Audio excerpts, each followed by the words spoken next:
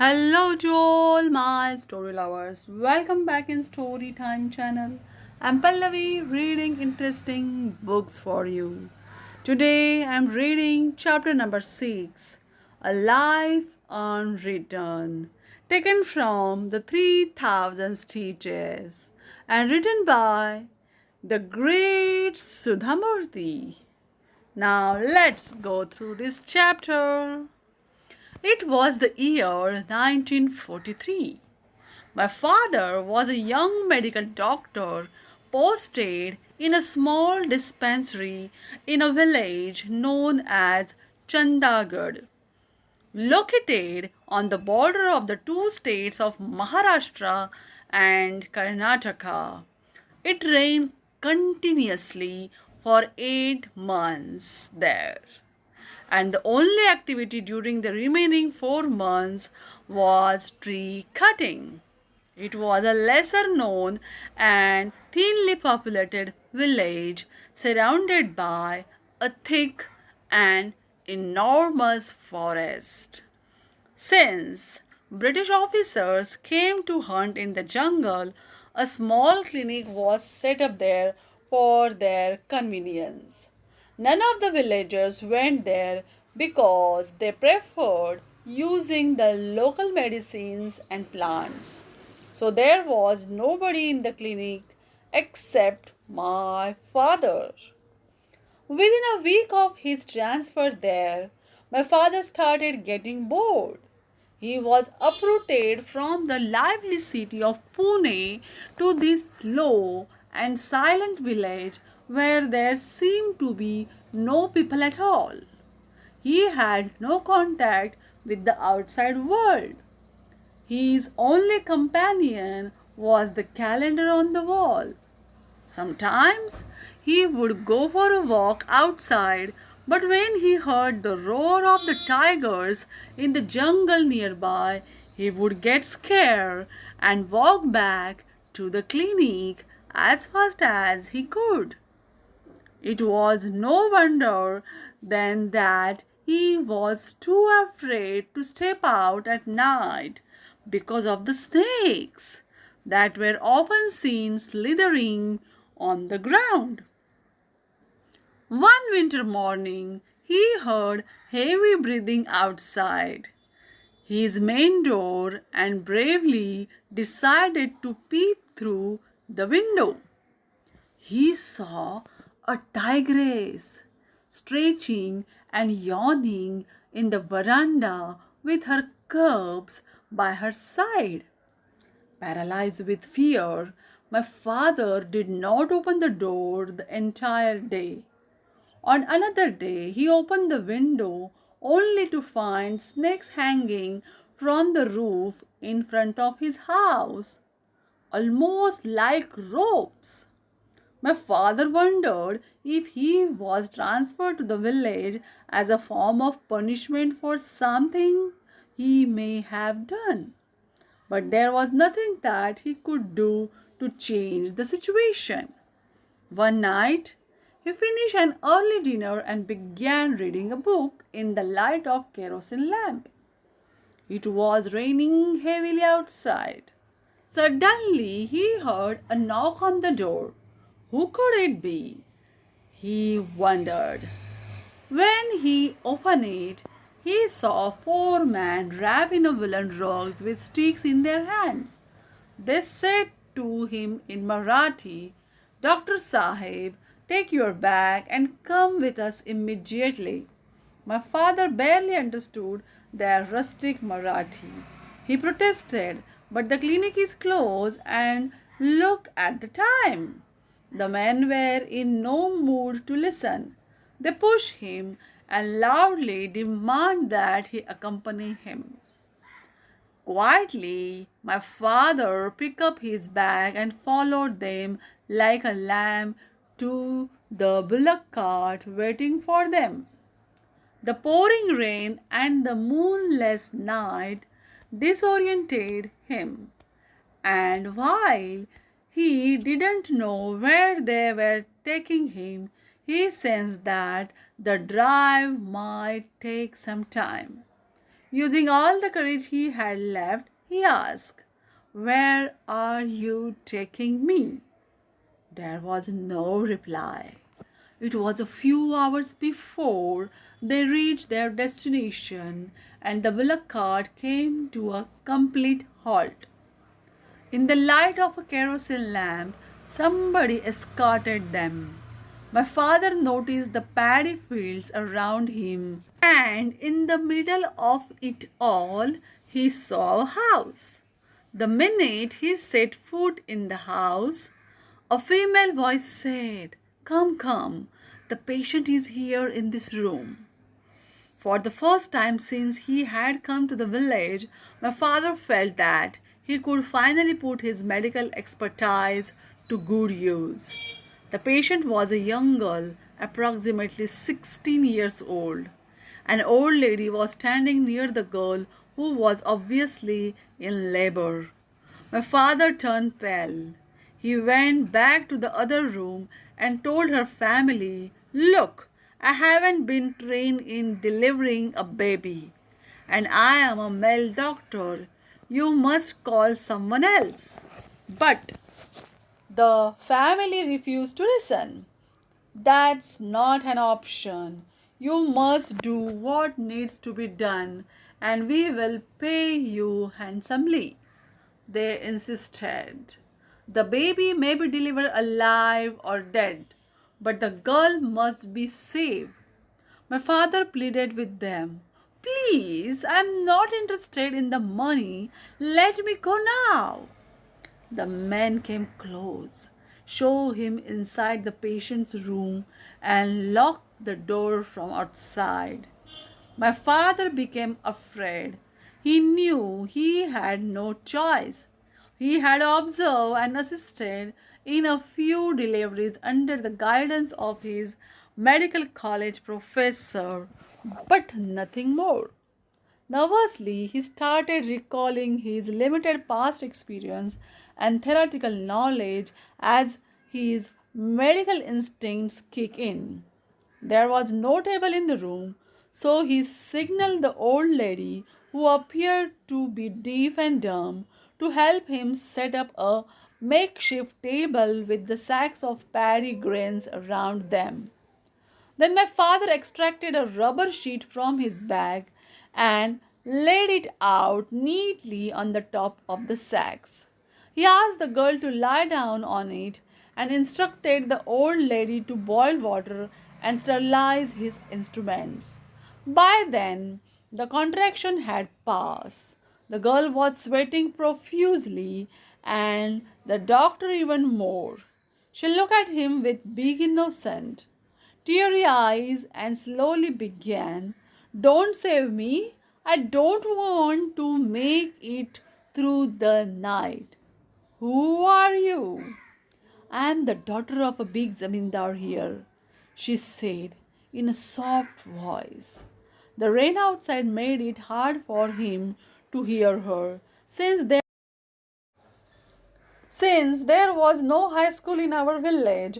My parents let me study in a distant town. There I fell in love with one of my classmates.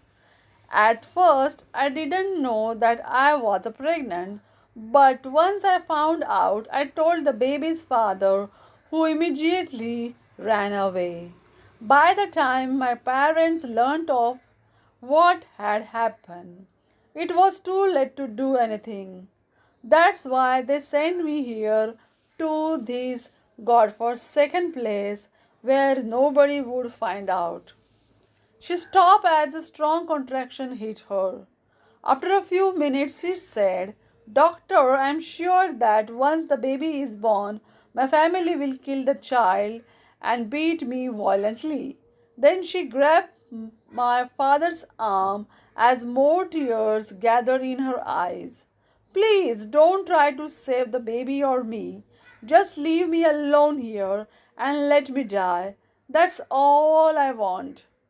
The first, my father didn't know how to respond.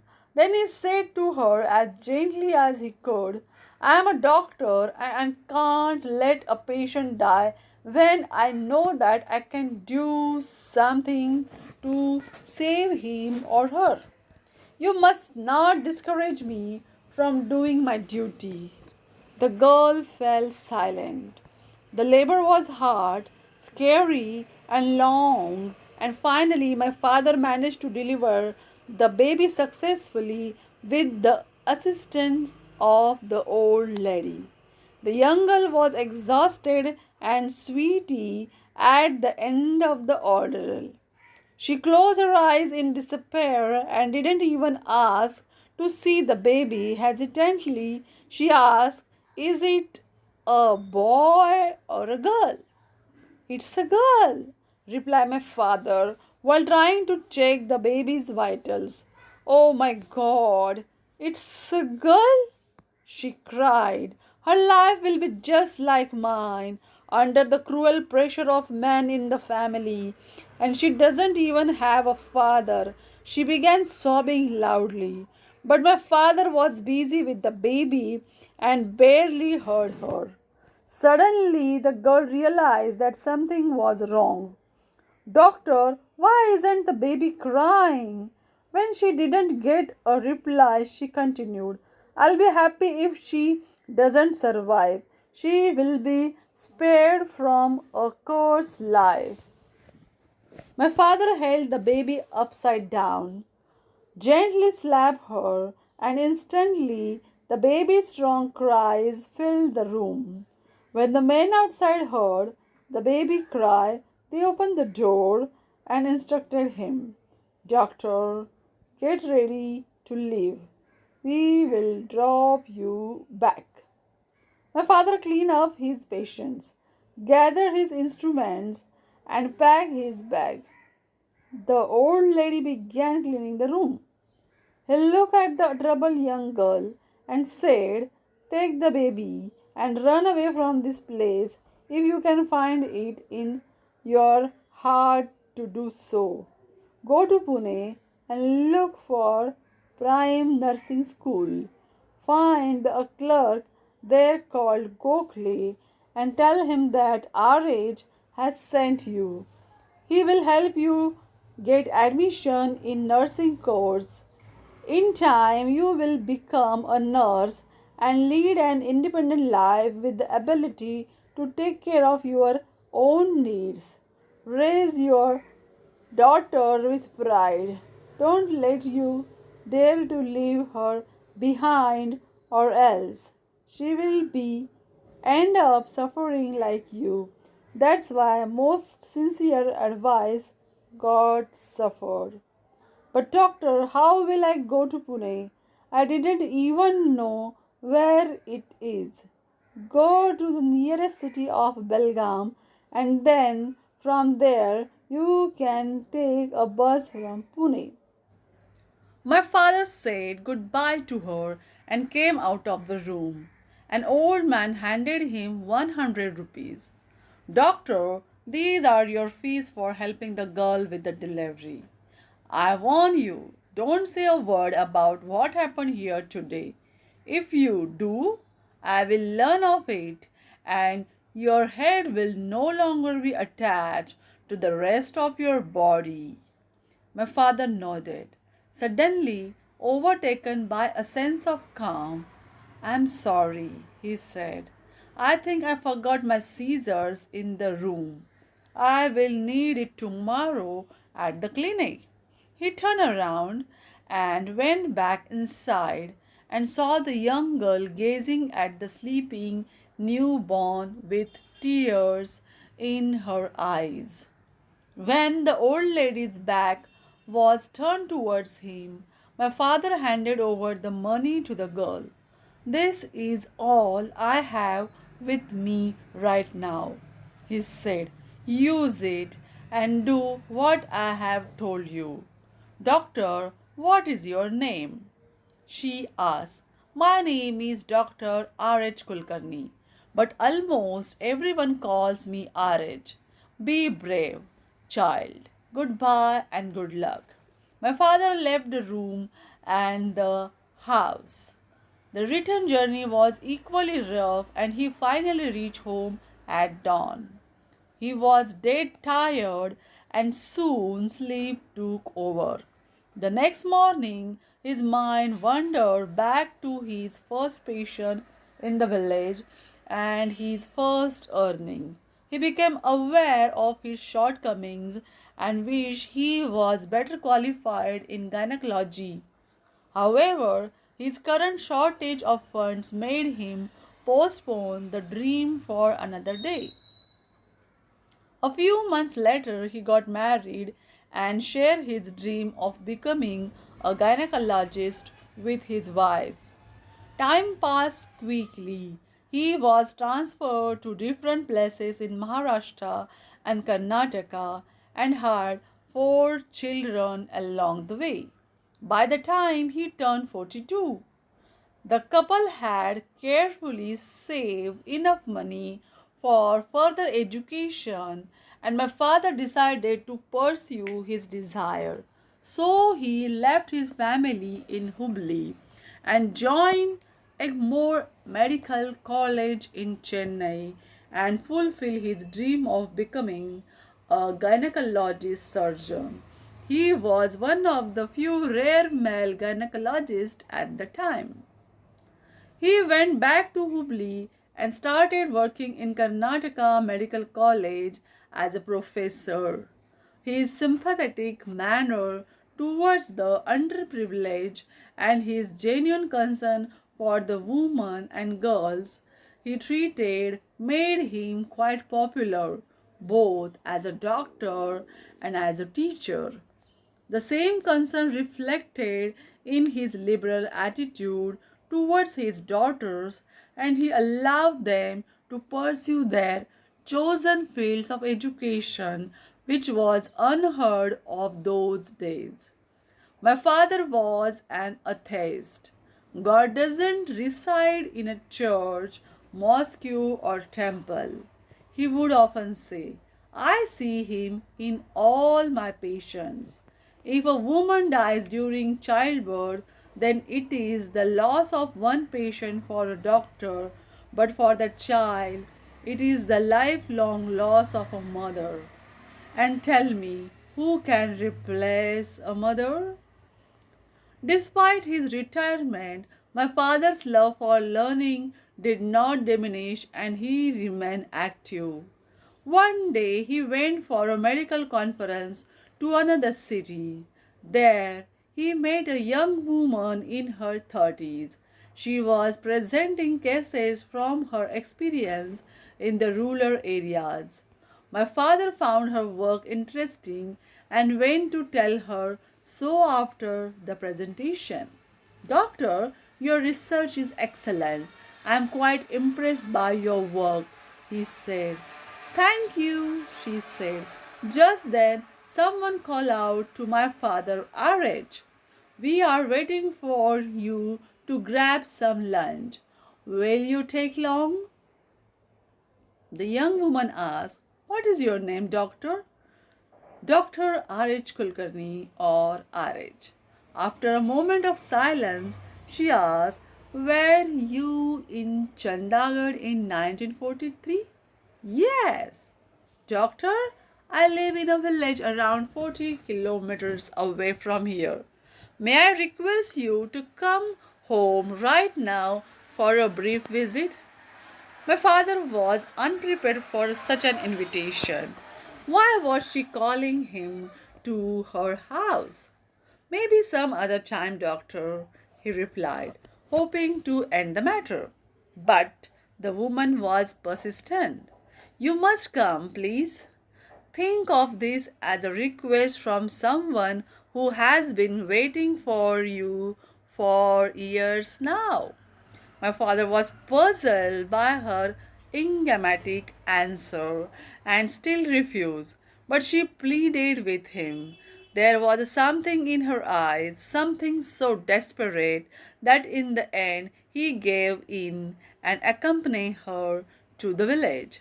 On the way to the village, both of them exchanged ideas, and she spoke enigmatically about her work and her findings. As the two of them approached her residence, my father realized that the house was also a nursing home.